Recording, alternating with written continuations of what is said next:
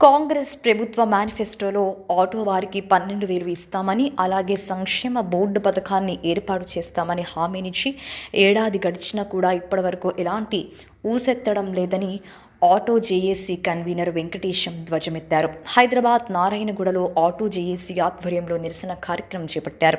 ఈ సందర్భంగా వారు మాట్లాడుతూ పొరుగు రాష్ట్రమైన ఆంధ్రాలో ఆటో వాళ్లకు 12,000 ఇస్తున్నారని, మన రాష్ట్రంలో కూడా సీఎం రేవంత్ రెడ్డి ఇచ్చిన హామీని మరిచారని దుయ్యబట్టారు.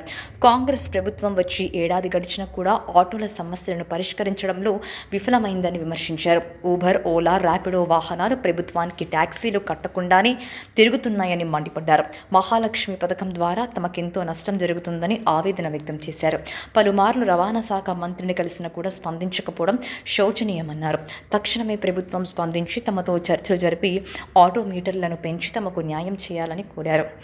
లేని పక్షాన పెద్ద ఎత్తున ఆందోళన చేపడతామని హెచ్చరించారు. ఆ రోజు ఎన్నికల మేనిఫెస్టోలో పొందుపరచడం జరిగింది.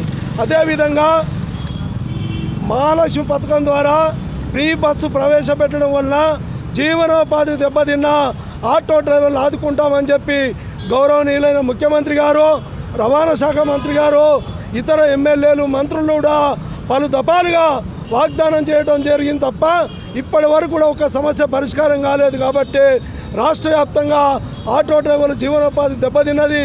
అదేవిధంగా అక్రమంగా ఇవాళ ఆటో డ్రైవర్ల జీవనోపాధిని దెబ్బకొట్టే ఓలా, ఊబర్తో పాటు ర్యాపిడో ద్వారా నడిచే టూ వీలర్లను వాళ్ళు టాక్సీ ప్లేట్ చేసుకుంటే మాకేం అభ్యంతరం లేదు.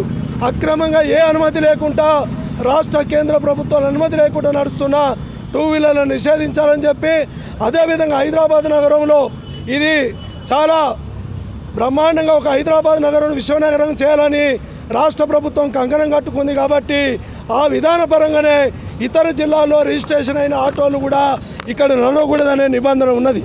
ఇలా వాస్తవం కూడా ఏదైనా యాక్సిడెంట్ జరిగినట్టయితే పర్మిట్ నిబంధనల ప్రకారం ఏ ఒక్కరు కూడా ఎక్స్గ్రేషియా కానీ ఇన్సూరెన్స్ కానీ రాదు.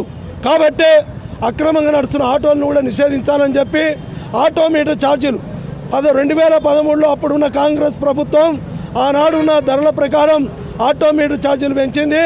కాబట్టి గత 11 సంవత్సరాల నుంచి ఆటో మీటర్ ఛార్జీలు పెంచలేదు. కాబట్టి ఆటో మీటర్ ఛార్జీలు కూడా పెంచాలని చెప్పి తదితర డిమాండ్ల పరిష్కారం కోసం మేము రాష్ట్ర వ్యాప్తంగా గతంలో సమ్మె చేస్తామని చెప్పి సమ్మెకి వెళ్తుంటే మంత్రి గారు, అధికారులు మాకు వాగ్దానం చేశారు, త్వరలో మీ సమస్యలు పరిష్కరిస్తాం, మీరు ఆందోళన చేయొద్దు అని చెప్పి ఆనాడు హామీ ఇచ్చారు.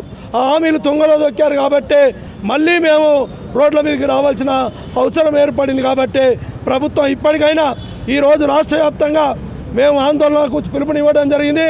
అన్ని జిల్లా కేంద్రాల్లో, మండల కేంద్రాల్లో కూడా ఈరోజు నిరసన కార్యక్రమాలు జరుగుతున్నాయి.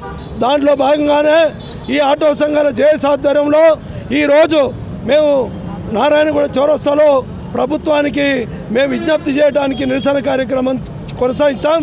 ఆ నిరసన కార్యక్రమంలో ఇప్పటికైనా ప్రభుత్వం ఆలోచన చేసి మా న్యాయమైన డిమాండ్లు పరిష్కరిస్తుందని చెప్పి ఆలోచిస్తున్నాం. మాకు ప్రభుత్వం మీద ఎలాంటి దుర్బుద్ధి లేదు.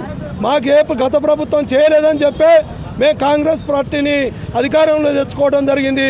ఈ పార్టీ అయినా మా ఆటో డ్రైవర్ల న్యాయమైన డిమాండ్లు పరిష్కరిస్తుందని చెప్పి మేము ఆశిస్తున్నాం.